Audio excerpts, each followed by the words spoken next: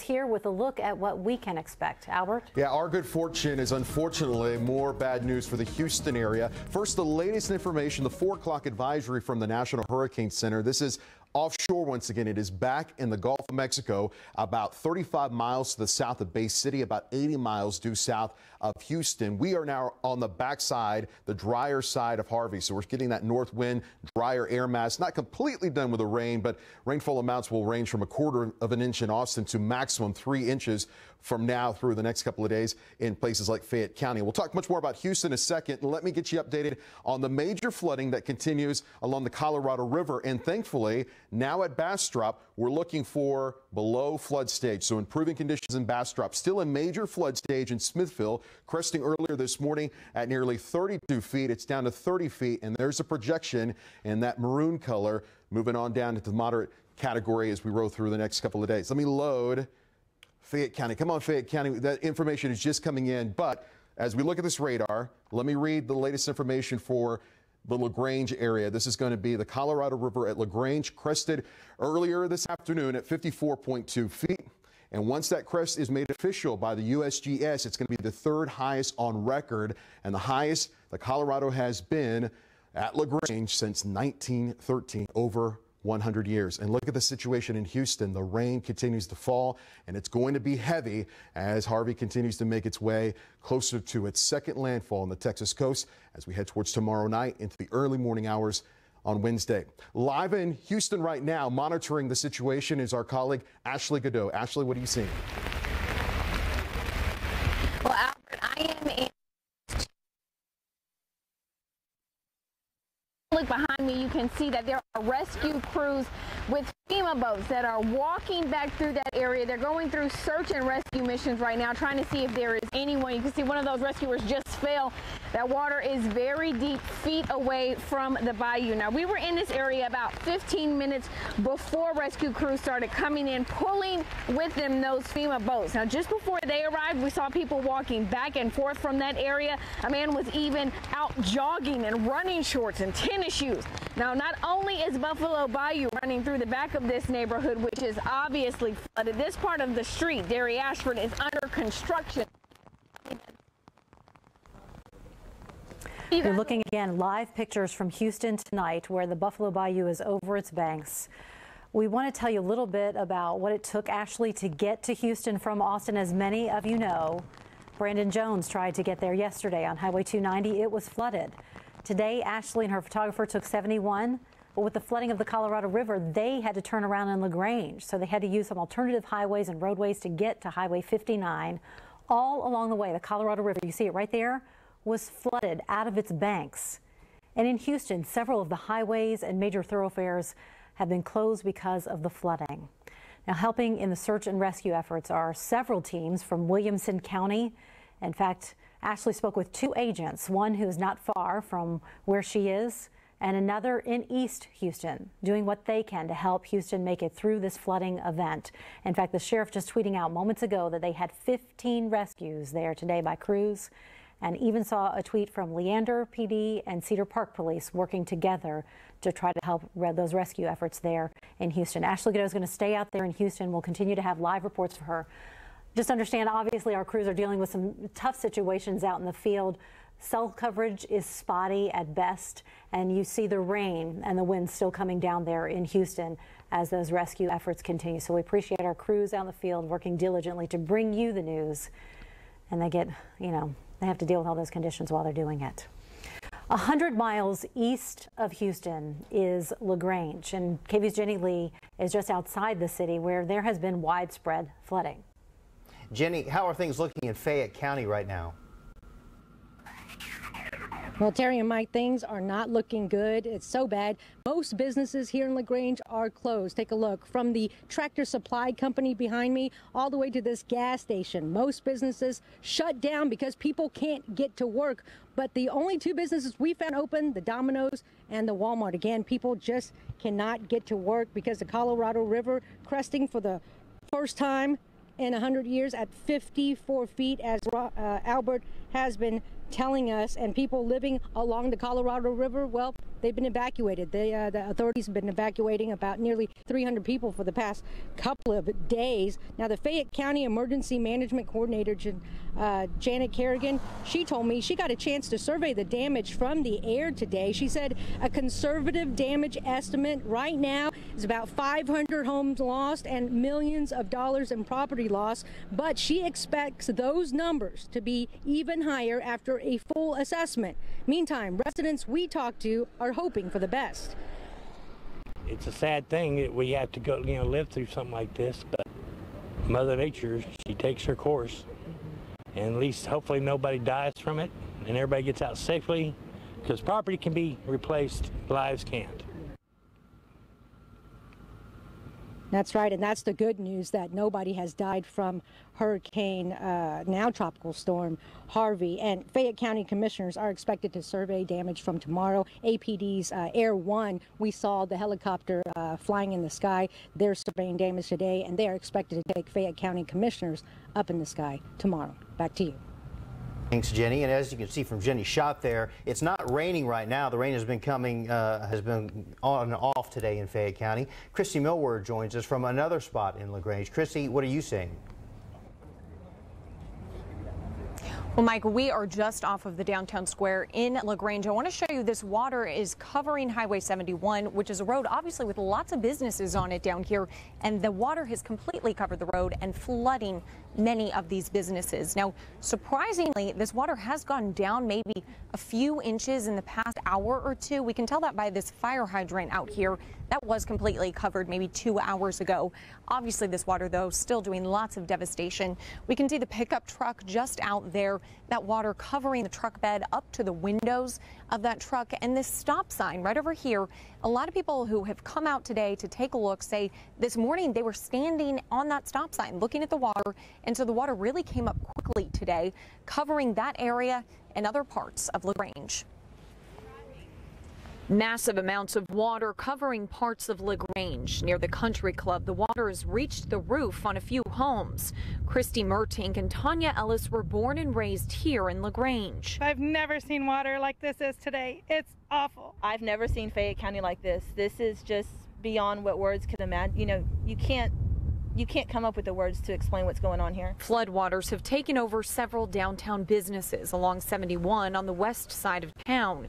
Many watching the water in disbelief, including a few who work in these buildings. It's devastating. It's sad to see our workplace and businesses that we help people underwater. I mean, it's horrible. It's crazy. We didn't think it would even get this high. We were told 3 feet. Gail Hinneke works at Rave Hair Salon and says they tried to move everything out this weekend. It was insane how many people were in the salon. Like, where are these people coming from? You know, people just stopped just because they saw us, moving stuff out and wanted to help wherever they could. Blythe Vitek tells me people showed up with trailers over the weekend to help the businesses move things out.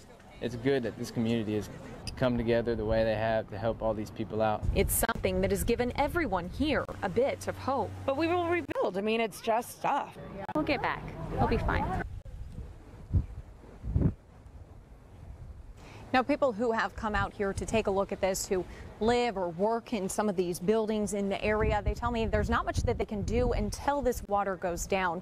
Now, we've also seen some other people who have been trying to come through here to actually get back to their homes on the coast. Obviously, they've not been able to go through here like you heard with Ashley's travel, so they've been forced to find another route. Live in LaGrange, Christy Millward, KVUE News. Yeah, Christy, stretches of the Colorado River in LaGrange are now at historic levels. You heard Albert talk about this. The water has not risen this high since a severe storm back in 1913 that claimed 177 lives. That's 104 years ago. The Colorado is normally between 11 and 19 feet. The major flood level sits at 37 feet. Right now, it is as high as 54 feet in some areas and could be even higher, although Albert says it's starting to go down now. The record level is 56.4 feet. Members of the Williamson County Sheriff's Office are in Houston right now working on rescue missions. Sheriff Robert Chody says the need is so great, the department is sending more. One crew arrived late last night and within 15 minutes helped save 6 adults and a child. The president will be in Texas tomorrow to tour the damage left by Hurricane Harvey. President Trump could even be making a stop in Austin.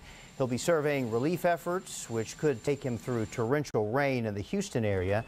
He's expected to visit the Gulf Coast in Corpus Christi as well, and says he will be back to Texas again on Saturday. After another briefing today in Corpus Christi, Governor Abbott says it is only the beginning of the process to respond to Harvey. Search and rescue missions are ongoing across the entire Gulf Coast.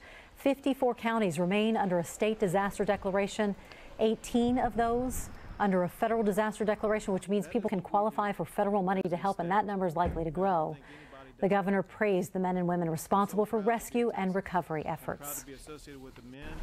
The way that the leaders of the coast of the great state of Texas responded to this horrific hurricane is immeasurable, courageous, and heroic. Governor Abbott urges anyone who needs help to use disasterassistance.gov as their main resource. When we come back, stunning footage from Coast Guard rescues. And later, we flew over Bastrop County to give you an eye in the sky.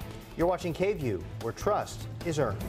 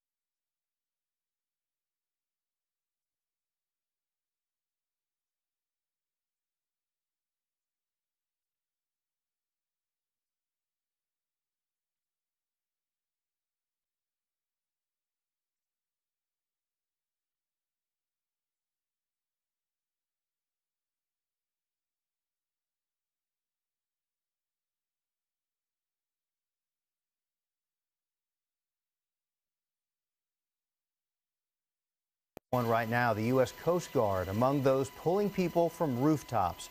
Crews have been working around the clock, airlifting those stranded and assessing the damage done by Hurricane Harvey. Here's a look at the power outages that are still ongoing here in Austin. We have about 3,000 customers in the city without power right now. Crews are working diligently to restore those lines. And this is what a lot of you have asked about. How can you help? Well, we want to show that Texas cares. So KVUE has partnered up with the American Red Cross to help. Go to KVUE.com/Texas Cares. The money will go directly to the Red Cross for disaster relief efforts. You can also call 1-800-RED-CROSS or text Harvey to 90999 to make a $10 donation to the Red Cross. Any amount helps.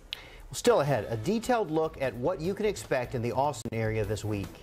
And what's in store for the people of Houston next. Major flooding continues along the Colorado River, especially at the Fayette County location in LaGrange, cresting over 54 feet earlier today, and it's going to be a major flood stage tonight, tomorrow, and maybe even into Wednesday morning. And all that water headed downstream, Columbus, all the way down to Bay City. We'll talk about the local forecast and the latest from Houston next.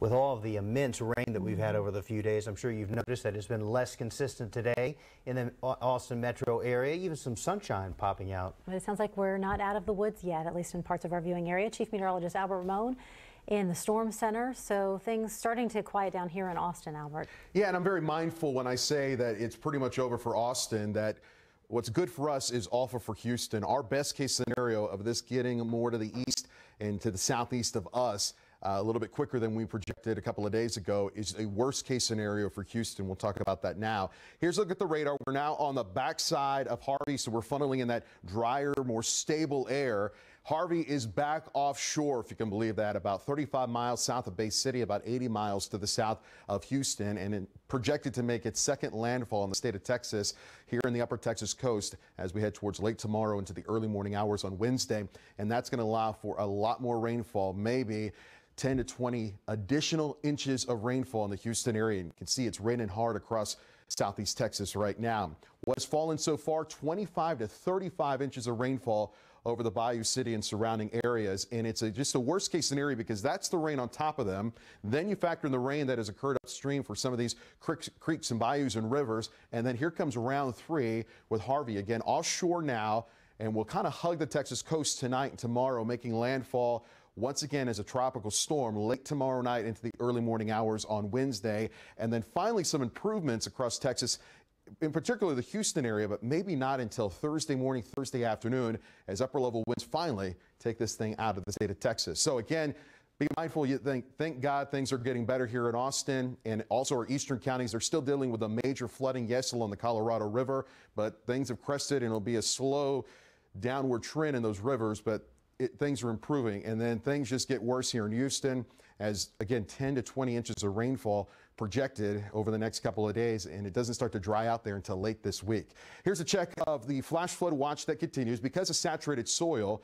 In some cases, isolated amounts in Fayette County at 30 inches from over the weekend. Unbelievable. So saturated soil, and even though just a couple of more passing showers tonight and tomorrow and the next couple of days, a ½ inch to even an inch and a half may kind of aggravate that flash flood situation, but we're really done with the heaviest rainfall. Couple of peaks of sunshine out there. North wind feels nice here in the city. It's 83 degrees at Bergstrom, 84 degrees at Camp Mapry. It's been a while since I've shown you the allergy forecast. We've been a little busy. Molds, though, have been down because of all the rain in the medium count. We'll keep you updated every day in the Austin American-Statesman. So there's some great news here in the 7-day forecast for us here in Central Texas. The rain is pretty much over for Austin. We may pick up a quarter of an inch between now and Thursday. You may see a ½ inch to 2 inches out east.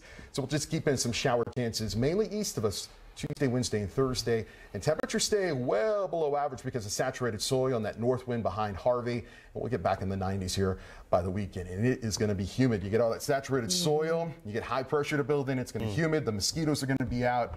So, but, you know. Count your blessings, right? Nothing. It's hard to complain about anything here. You know what I mean? Yeah. Okay. Thanks, Albert. Thanks. We're back after this.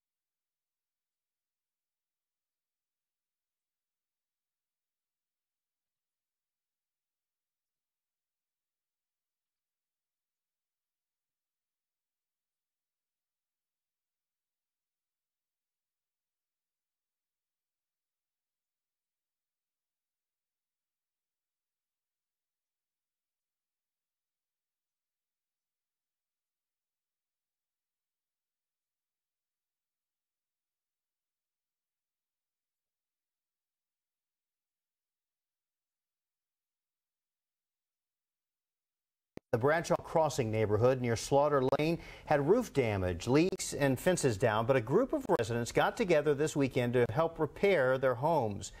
Benae Williams says she came up with the idea because her own home was flooded and destroyed in 2013. For me, it was just a personal give back. My family was involved in the flood in Halloween 2013 in Southeast Austin and Onion Creek area. And so at that point, we had family, we had friends, we had community groups that came together to support us. So it's just always been something that I know is important to me, to give back, pay it forward. Williams says she encourages neighbors throughout Austin to get involved in their communities. Well, as we've been showing you, people living in LaGrange are dealing with a lot right now, and we want to give you a unique look at what's going on out there. KVUE drone view took us to the skies today and captured this. Nothing shows the power of water quite like a view from above. LaGrange sits within an hour of Austin on the way to Houston. The city is nestled along the Colorado River. But what is typically a slow-flowing thread of water weaving through this small city has swallowed trees, buildings, and roads as far as the eye can see. This will give you some perspective. This picture from the LaGrange Visitor Center is a view from Monument Hill State Park on a normal day. Now, the river looks more like a muddy lake. A historic flood, levels not seen in more than 100 years. Wow. Incredible to see that. Albert was telling us it's expected to take at least a week, maybe more, for things to return to normal. I know Christy just tweeted out that she is starting to see the water levels starting to fall a little bit. That's good. A little bit of good news there. When we return, we'll take one final look at your forecast.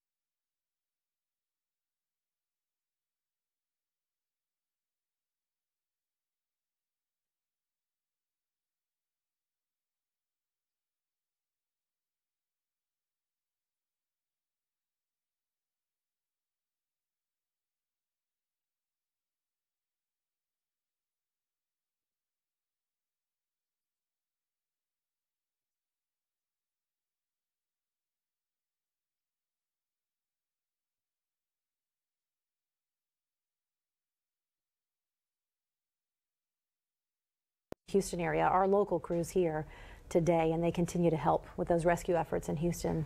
And we're ongoing situation. Yeah, because I mean the rain amounts, 20, 30 inches that we're seeing in Houston, and more is coming. It could be up to 50 or so, you're saying. Yeah, you've seen what 20 to 33, 34 inches of rainfall has done, and you could add easily 10 inches, if not as much as 20 inches between now and Wednesday night. Here's a look at Maxstorm Doppler radar with the latest. Radar showing that rain persistent, and there's heavy bands even developing along I-10 between Houston and the Sabine Pass area, and that's all funneling their way. And here's a look. These are not projections. This is what has fallen already. From western Harris County to eastern Harris County, 25 to 35 inches of rain, and again, an additional 10 to 20 inches of rainfall possible as Harvey is back offshore. It's to the south of Bay City, and it will make its second landfall in the upper Texas coast, probably between Galveston and Sabine Pass, so Galveston and the Texas-Louisiana border, late tomorrow night into the early morning hours on Wednesday. And again, in that time frame, the rain will be persistent, and another 10 to 20 inches on top of what you see right there is possible. This is a worst case scenario for Houston. By the time it's all said and done, 50 if not more inches of rain possible. Count on us to keep you updated on the situation in Houston. This is a live picture from our crews down there. World News Tonight is up next. We'll be back at 6.